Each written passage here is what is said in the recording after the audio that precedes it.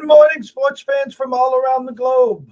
I'm your host, Jeff Dawson, East Coast Sports Investors, the Breakfast Bankroll. And it's Saturday, and we're here. We've been wanting to debut a Saturday morning college football show and had a few issues behind the scenes, and life happens. But we're here today to try to get everything kicked off, to maybe give you guys some insight on what we're seeing from behind the scenes. Try to educate, not entertain, though we do try to crack a few jokes. But the key to success today is basically don't be that kid in a candy shop. There's going to be 13 hours of games going on start to finish. Just because it's on TV today doesn't mean you got to run to the window, or just because the Bear or Kirk on ESPN Game Day had a hunch, you don't go bet a bunch. I mean, these games and numbers have been picked through since Sunday at 1 p.m. So we're here to hopefully give you some sharp information, what we're seeing on some moves, and go from there. But without further ado, the man from the Palm Tree State himself, Mr. Scott E. Webb. Scotty, my brother, what is happening? Good morning, Jeff. You look like might be a little chilly up in that neck of the woods. We had that nice feel of fall this morning. It was go to bed, window open, and get up this morning, and it was in the low to mid 40s. So I got the fall look. It's pumpkin spice from here till God knows when. And house office has got that apple cinnamon smell, and we're ready for some football. Yeah, I growing up in the Midwest and now living in Florida, I miss the fall. I mean, I miss the change of the colors. I miss the apple cider. I miss, all the different things. It's soup season for me. I like to make vegetable soup and eat some warm stuff when because it's a little chilly out. Not too chilly, but a little chilly. Down here is 90 degrees today, my friend. Wow. Well, we'll let you hold on to that for now. As for the intro, we're going to dive right into the football. Kickoff is literally in 24 minutes. I just want a quick couple seconds on what transpired last night in the MLB. Sox hold serve. I tell you, for the people that weren't watching that game early on, I think it might have been the third or fourth inning. Erod loads the bases up with no outs, and he gets out of it. And without any runs or unscathed, they kind of picked the Sox back up, and they were able to go and win. But Seattle losing, that kind of creates that got to win the next two and pray. They did hold all the cards, actually. We were looking maybe at a 2-3, maybe 4-team. A plays B. C plays D, then the winners play each other, and yada, yada, yada. But what's your thoughts going in today in the MLB? I think that you got to be careful what you're looking at. So, Milwaukee, for example, plays the Dodgers. So what does Milwaukee have to play for? They're done. I mean, the seeding is over. They're not going to get any higher seed than what they have. And the Dodgers are still playing for something. So I think you just have to be careful. It's a great pitching matchup. You got Urias against Burns, and I just think that you're in one of those spots where the Dodgers really need to win this game. So the other side of that is I was listening to some information around on the Brewers, and they're trying to pitch their pitchers, but they're not going to pitch them. More than 5-6 innings. So if you're going to bet these games, you got to be careful on what you're looking at. So, I don't mind an under here. I mean, I know the game in itself is 7.5. But I don't think Milwaukee's going to try real hard. I think they're going to try to get the pitchers his innings in and get him some work. I think the Dodgers are going to try to win. So they still got to score, and they still got to score against good pitching. So the other game that I'm kind of interested in is the Yankee game against Tampa Bay today, because the Yankees lost the first game and narrows the gap a little bit. I mean, they're in the catbird seat. They only got to win one of the 3 games that they played Tampa Bay, and they're in. But they faced Baz today, and they've never seen him before. And it's not that I think Baz is the greatest guy in the world, but Jeff, I'm just telling you, the kid throws 98 miles an hour, and I think he's walked 1 or 2 guys in the only games he's pitched. I think he's pitched like 10 innings or something like that. He's got 14, 15 strikeouts and 1 walk. So he faces the Yankees. And what do the Yankees do? They strike out all the goddamn time. So I think you're going to see a scenario here where you can get Tampa Bay as a dog today. They rested Meadows and they rested Lau yesterday. So they're going to probably play today. And I just think it might be a pretty good matchup for Tampa Bay against Montgomery that they've seen 100 times. So, it's just kind of interesting how these games go. I think Toronto just beats the crap out of Baltimore. I think they'll beat the crap out of them again. I know Means is pitching today, but, they just hit home runs against that team. So I don't think, and I think Seattle for the most part, hey, nice season, nice way to go. I think you bowed out. I think you're done. You had to win these games against the Angels, and you lost the first one already. So even if you win the next 2, that doesn't guarantee you anything. So I think that they've bowed out. I think that Boston's in a good spot playing against the Nationals, because the Nationals, they're just not the same team without all the guys they got rid of. So I guess my opinion on these games are that be careful what you're betting on. Make sure you understand what you're betting on, because the games have different meanings to different teams. And I guess I kind of like Tampa Bay today as an underdog, and I kind of like that under in the Los Angeles Dodger game. We were fortunate yesterday in baseball. We grabbed 2 first fives. One was the Rays. They opened up plus 120, and they went to minus 108 in the first 5, and we jumped all over that one. And we grabbed San Fran and Desclafani minus the half run, minus 128. And again, if you're playing, whoa, I just got this. Georgia quarterback JT Daniels, doubtful. So they're going with Bennett again. So that just came across.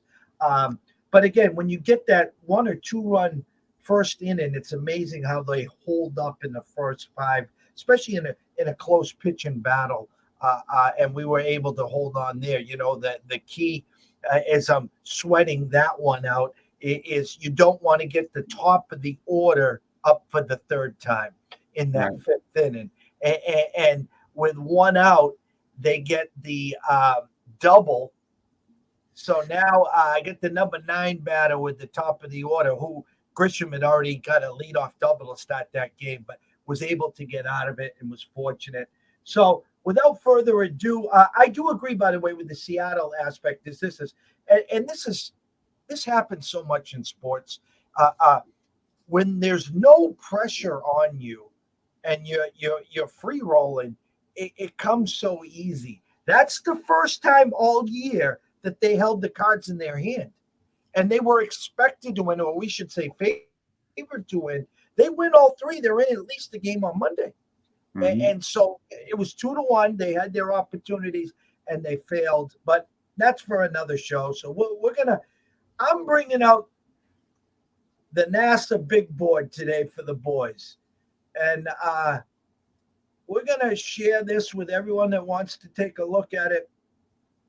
And we're going to let them see one of the spreadsheets that ECSI has here, and this is from Don Best, and I call it the NASA sheet. As you can see, you name it, we got it, and they do an amazing job.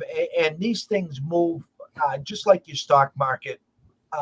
Right up here, we got computer, we got the Pinnacle Open, the Chris opening, public percentages, and then again we go right down the Vegas Strip. We got some of the big online places with your Five Dimes, Bovada.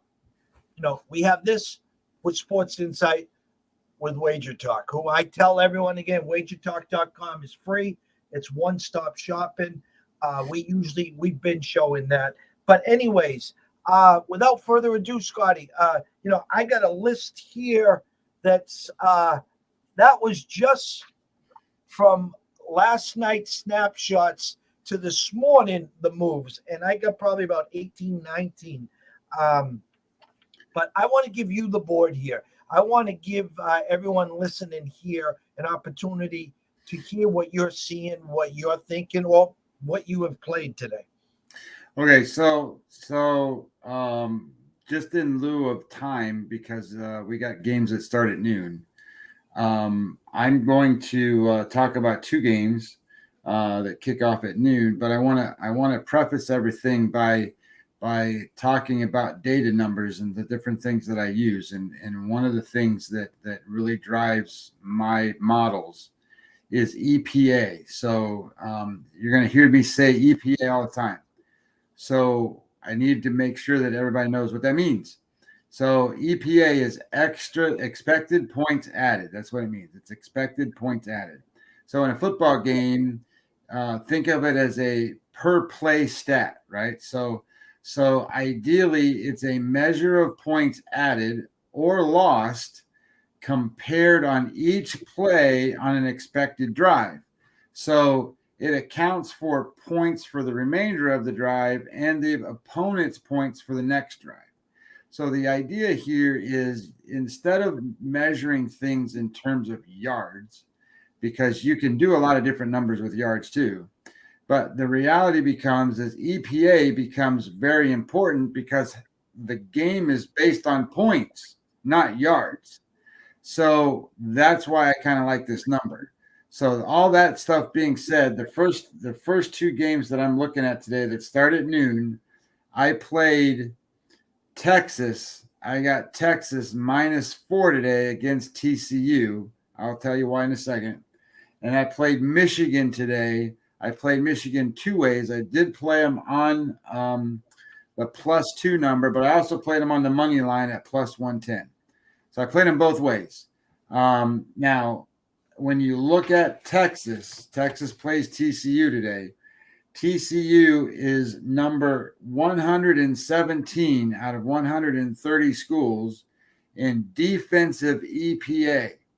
So that means they give up expected points total to the other team's offense on the drives by play average, almost the worst in football. And on offense for Texas, they're number 37 in EPA.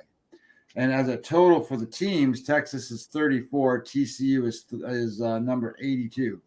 So it's almost like a little bit of a mismatch here. And I get it that they're Texas schools and there's a little rivalry and that kind of stuff going on here. But we're not asking them to cover 7 points. We're not asking them to cover 10 points. I got 4. I think the line's at 4 or 4.5 right now. 4.5 doesn't bother me either, but if you wanted to buy it down, you could do that and you could get it to 4. That way you don't have to worry about it. The other game with the Michigan game, that's kind of an interesting spot because Wisconsin, they're number 96 in the country on EPA on offense. They can't do a lick on anything on offense, but their defense is 5th in the nation. But Michigan's defense is 6th in the nation. So you got a big defensive battle here with the key edge that Michigan has a little better offense. So I kind of like the idea that Michigan will be in a spot where they win the game. And if you want to look at it from a +2 perspective, you can. But I think they win the game in a low-scoring game, something like, I don't know, say 13-10, even something like that. But I think they win. I think they win outright. So those are my 2 noon game ideas. And I played 3 other ones, but they're later on in the afternoon. So if you want to go now, you can, or if you want to talk about those, you can piggyback on them. The Texas TCU game is real interesting. First of all, there was a threat of lightning. I don't know if that game's going to be delayed. I heard that this morning, about an hour ago. What intrigued me the most about this is Texas offense put up a bazillion again last week. And TCU's, as you said, defense is atrocious. But it is a rivalry. I haven't heard 2 people say the 3 letters TCU all week. The line's only 4, and the money line on TCU right now is around plus 165, maybe 175. And the biggest factor, Texas plays Oklahoma next week. So if Texas decides to do a little peekaboo and overlooks this TCU team, that was the only thing that scared me there, because, again, TCU can't stop a nosebleed. And this offense in Texas is rolling. So that's the only thing that scared me on that game right there. But I agree with everything that you said there. We backed off on that game. The early games that that intrigued us, Tennessee and Missouri. We got the Tennessee team total over 30.5. And I know now there's some 31s, and I just had someone reach out to me and says, "Hey, Jeff, I got 31.5. Now what?" And I hate buying into bad numbers. And I'm not saying 31.5 was a bad number. I think Tennessee's got a hell of a shot here to win this game outright. And the number has gone, the total went from like 64 to 65, 66. I think this is going to be one of those great games where it goes back and forth. And then you're going to see, maybe the first 1 to 40 wins this game. So that one grabbed our attention early. We talked about the Texas TCU game. Looking further down the board, 2:30, Coastal Carolina and UL Monroe. If I just break the numbers down for everyone on that one, it's rotation number 147 and 148. For the full game, Coastal Carolina opened up 31.5. Now they're 33.5 for the full game. But what I like to do now is take a look at the first half numbers, and they're favored by 21 in the first half. Okay, so they're favored 33 full game and 21 first half. Then I break it down to the team totals, and for the team totals in the first half, we got Coastal Carolina at a 27 and a hook under, and we got UL Monroe at 3.5. Okay, so again, that right there is telling you 24. But my point is that Vegas doesn't have UL Monroe scoring more than 3. It's not that. Lots of times they try to trick you. 6.5 over minus 170 or 6.5 under. Are they going to get to 7 or not? Or when the big boys play, the Georgias, the teams with the great defenses, I see minus a half, plus 180. In other words, they're saying they're going to get shut out first half. So we look for some stuff like that there. So back to you, sir. Yeah. Okay. So kind of moving through the afternoon, a 2:30 game, and this one's more nationally recognized. This is the Cincinnati and Notre Dame game. I'm not a big fan of Notre Dame this year. I am a big fan of Cincinnati. And the reason that I'm a big fan of Cincinnati is they play really well on both sides of the ball. Defense ranks number 7 in EPA, and offense ranks number 6 in EPA.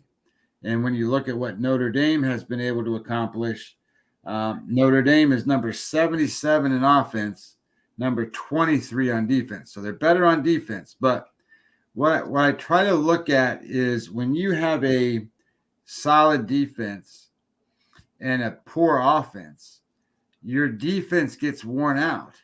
And your defense gets worn out because the offense can't keep the ball. So over the course of time, the game starts to slide to the favor of one team or the other. And in this game, I kind of like the idea that Cincinnati can wear down Notre Dame. I think Cincinnati's got a better quarterback than Notre Dame.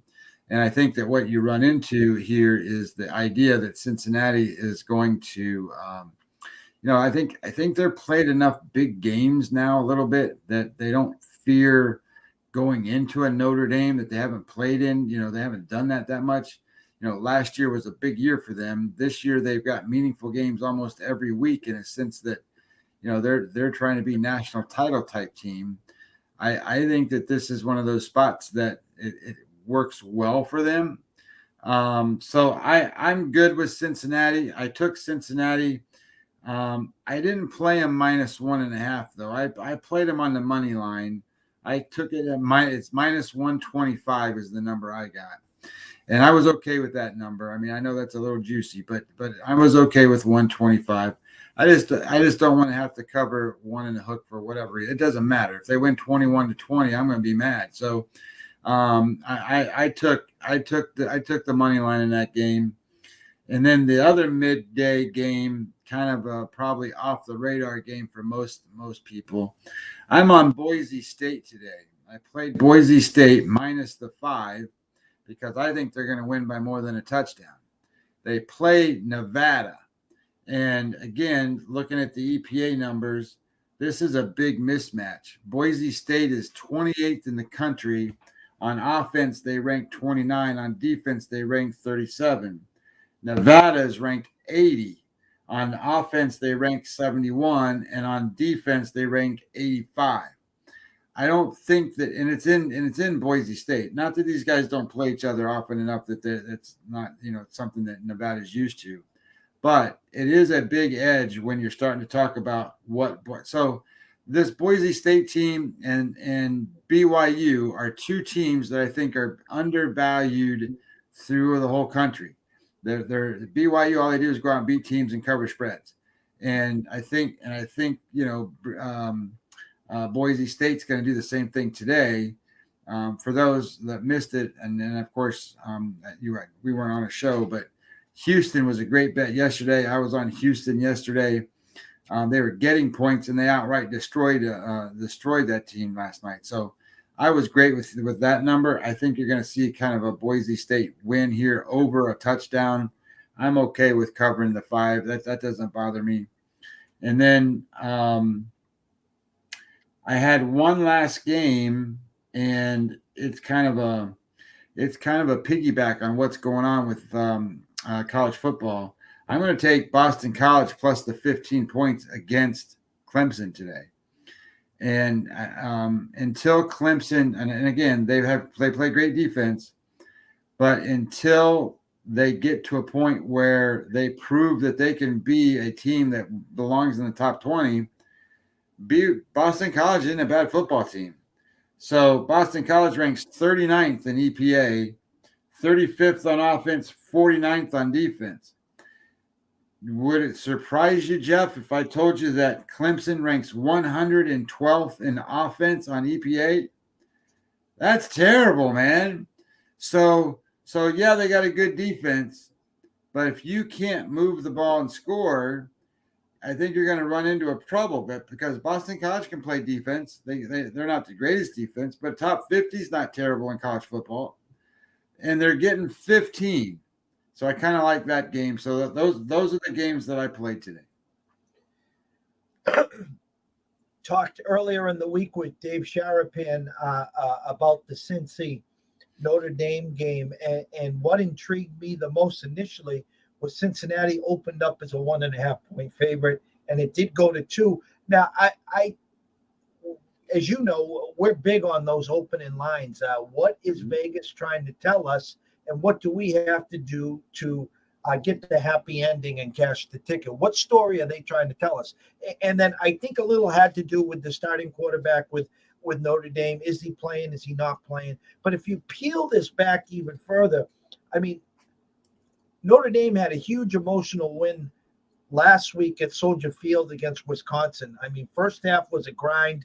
Third quarter, they started to take a little lead. And then in the fourth quarter, they scored like 28 unanswered, 2 pick-sixes, yada, yada, yada. Now they come home to face the Cincinnati team who Brian Kelly used to coach. So it's a great story. It's going to be a great, watch this afternoon at 2:30. So I kind of lean the same thing as you. I think it's going to be a war back and forth. If I was to play that, I did lean Cincinnati money line as well. Don't you think if the line were opened, like the line opens at 1.5, don't you think that the books are saying we want Notre Dame money? Oh, there's absolutely no doubt about it, because the public and the degens that just woke up this morning that are groggy, and they're looking at the board, and they're saying, "Oh my God, I can get Notre Dame, undefeated Notre Dame at home, getting 1.5 or 2. Sign me up. It doesn't matter who they're playing." And so the only thing that I had to struggle on that one was it based on the initial Notre Dame starting quarterback? I lean Cincinnati. I do like that. And again, if we're to play, I was definitely playing the money line there on that one. What else caught our eye?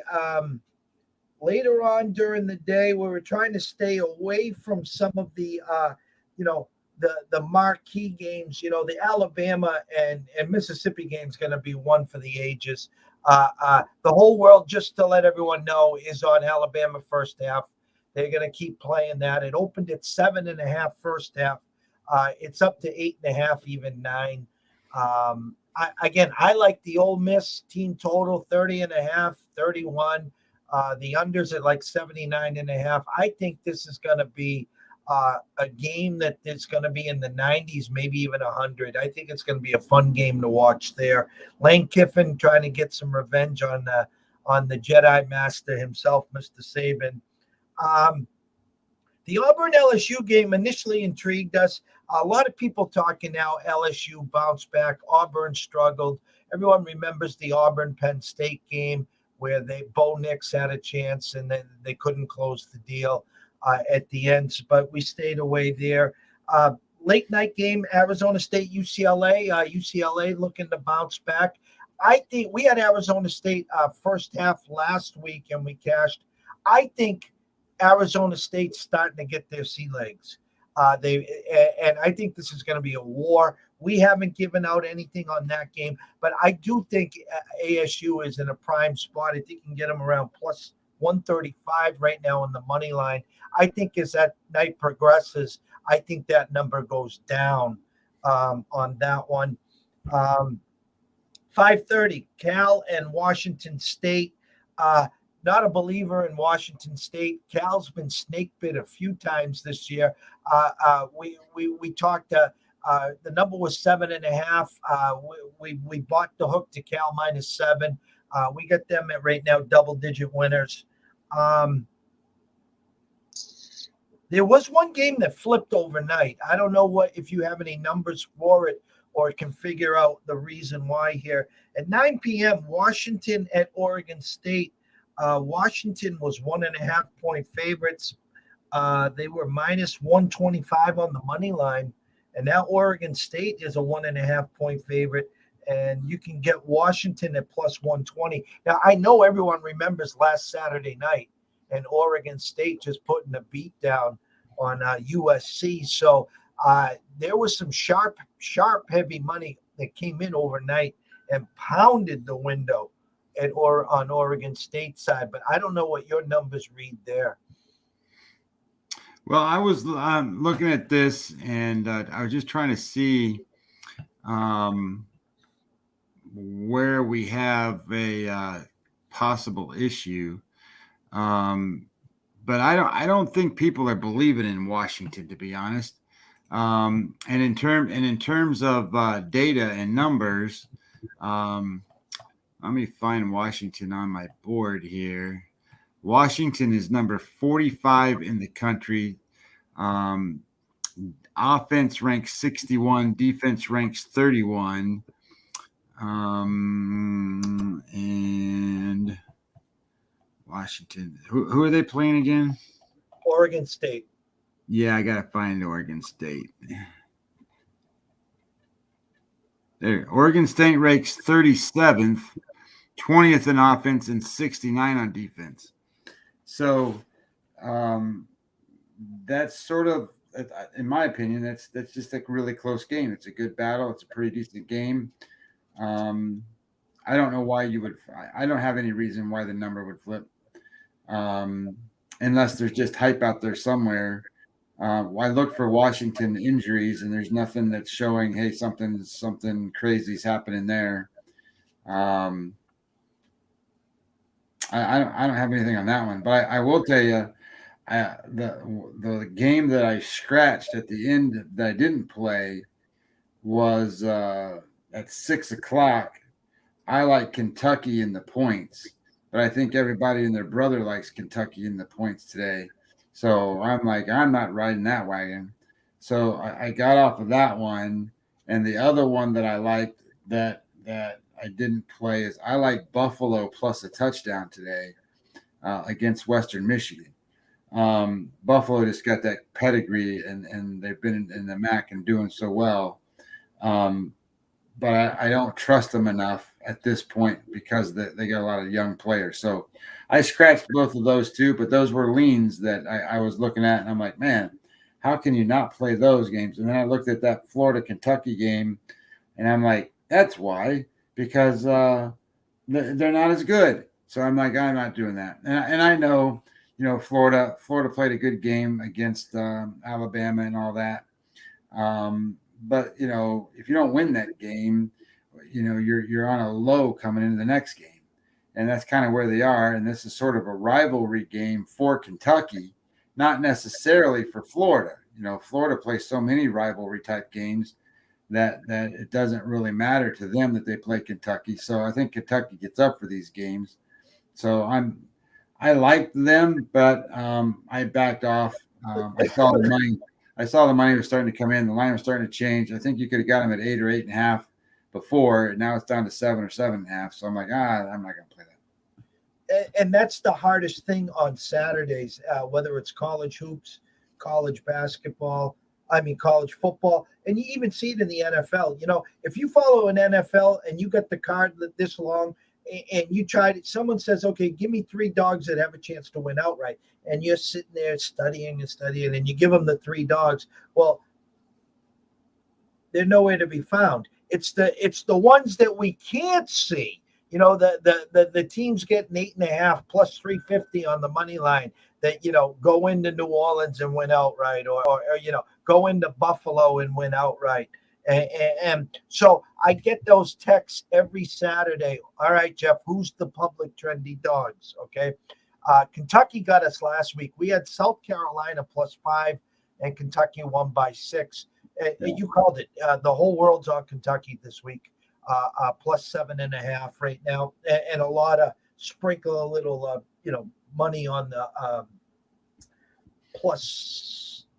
I think you can get them around +220, +230 on the money line, and you end up sitting there saying, why today? Again, another team that you talked about. You're on Boise State today. And I've heard a lot of people talking about Nevada, not just +5, but with an opportunity to win that game outright. So again, is Nevada another public trendy dog? And you can go through there are handfuls every week, and but that's why as Herm says, that's why we play the games. Yeah, I think more interesting. The NFL, all the players are professional athletes, and in a lot of ways, from the worst player on the team to the best player on the team, there's only such a gap because they're all really good. In college football, from the best player on the team to the worst player on the team, that gap could be miles. And then you spread that out the same way from one college team to another college team in the conference they play in the group of athletes, it can be even wider yet. So, but as they always say, football is a game of more motivation than it is anything else when it comes to how bad do you want to beat the other guy. And some kids come in and say, we're looking ahead to the next week, just like you had mentioned with some of the other stuff we talked about earlier. That happens a lot. In the NFL, it doesn't happen quite as much, even though they do get these peek aheads. I think that, these kids, you got to remember, they're 19, 20, 21 years old. And what were we doing? We were 19, 21 years old. I mean, I know what I was doing. I was playing ball, but and then having surgery on my shoulder and I can't play ball anymore. But it's one of these things where your mindset isn't about anything other than going out and having a good time and playing. It's not necessarily going out and seeing how bad you can beat the other team. And these coaches run what they know. So all these guys run these offenses and they do all these different things, but they don't take the offense and match it to the team they have. They recruit the kids to play in the offenses and defenses that they have. Whereas the NFL, the coaches have to be multi-schemacular, if that's a word, and they need to be able to design things around their players. So it's a total different thing. So I like the concept of both sports, and I like the idea that it's such an emotional game in college football, where it's a less emotional game in the NFL. But if you're smart enough to figure out the smartest coaches in the NFL, and then if you're smart enough to figure out where the motivations are in college, I think you'll lead the way you're supposed to go. I agree 100%, sir. Let's go off to here. I'll move this. So we gave everyone an intro on what's going on this afternoon. Minnesota first on the board. I guess, 31-point favorites was it last week and lose outright? Someone got their attention. They're at Purdue right now, 7-0 there. It's going to be a day, afternoon, night to have a blast. Enjoy and embrace October. Fall is here. Fall and football kind of go hand in hand with the MLB playoffs and the Classic. And that's what the month of October reminds me of. And I love this time of year. So with that being said, everyone, if you have any questions, the easiest thing to do, honestly, is just to go out and roll tide, Marty. Marty Lowe, roll tide. Bama Marty reaching out to us. Thank you, Marty. The easiest thing everyone can do, honestly, is just follow us on social media. Follow us on Twitter. Myself at EC Sports Invest, Scotty at Webby20MLB. We'll follow you right back, and then use the DMs or just blast our timeline. Answer the question, hey, guys, I'm looking at this game, or why did you say that? That's what we're here for. And also, if you need to send an email, East Coast Sports Investors at gmail.com. Follow us, turn on the notifications so you never miss a show. If you got 5 seconds, run over to YouTube at the Breakfast Bankroll, East Coast Sports Investors, Jeff Dawson, Scott Webb. Subscribe there, and then run over to Twitch and East Coast Sports Investors, and you'll never miss anything. The last week, the week before shows are there. So if you got a question, reach out. Closing thoughts, Scotty. Well, I think it's going to be an interesting day of football. I like the matchups today and the quality of the games today versus last week. I'm interested. I'm not sold on Ole Miss against Alabama today. So I kind of like that thing, but I'm not as optimistic as you are that they're going to go over 90 or 100 points. I sit here and think to myself, what if the game is 42-35? That's still a ton of points being scored in the game, but it doesn't go over the number. So I sit here and think to myself, holy cow, they got to score that many more points. But then you watch the two teams play, and so Alabama's played 4 games, right? I think. They've scored 60 points 3 of the 4 times by themselves, Jeff. So how do you sit there and go? How do you put a lineup of 80 and not think it's going to go over? But I don't know. It's big time college football. I think Lane Kiffin's going to try to out scheme him and hustle him and get all his guys up there and running those plays off every 15 seconds and see what he does. And, they're not going to be able to do replays and show offensive whatever because the guys are snapping the ball. So I'm interested to watch all the games today. There's really good matchups all the way through the night, even ending with I really like the matchup with UCLA and Arizona State. I like Arizona State. I think Arizona State is a team that is foundationally right, if that's a good way to say it. And the question becomes is UCLA going to have any of those splashy plays that get them the cover? That's my concern. Not that I think that UCLA is a better football team, because I don't. But I do think they're splashy enough that they could get, they only cover 3. So, I don't think that that's out of the realm of possibility. But if they don't get that, I think Arizona State can beat them. Yeah, and Arizona State was a scoop fumble for a touchdown away from beating Boise State on the green carpet a few weeks ago. So, wait, there's that Boise State again. Exactly. That's my point. Couple updates. Tennessee 7-0, and TCU strikes first. 7-0 TCU, and we know one thing, that there'll be a lot of points scored on that game too. So, from myself, Jeff Dawson, co-host Scotty Webb, the Breakfast Bankroll, we thank you. Again, we're here to educate. We're here to show you what we see. And the best part about us is me and Scott take these games from 2 different ways. Myself, we read the market. We follow the market like a stockbroker. And Scotty creates his own lines. He digs deep. Baseball, sabermetrics. He's got every initial down. And I got to ask him what these things mean. It really do. But it's intriguing because you know what? The best part of it is usually when we come to the same side, I think we're at about 88.8% this year when we're both on the same side. So a lot of things brewing back here for us. So we want to keep your eyes on it. So today, keep your eye on the prize. If you're wagering, always use your head, not your heart. Pick up the phone. There's an 800 number. If you're having any issues or problems, there's plenty of people out there that help. Why? Because we care. We want to see you here through October, November, December, and 2022 and beyond. So with that, best of luck today. Have a blessed day. Cash some tickets, and we will see you soon.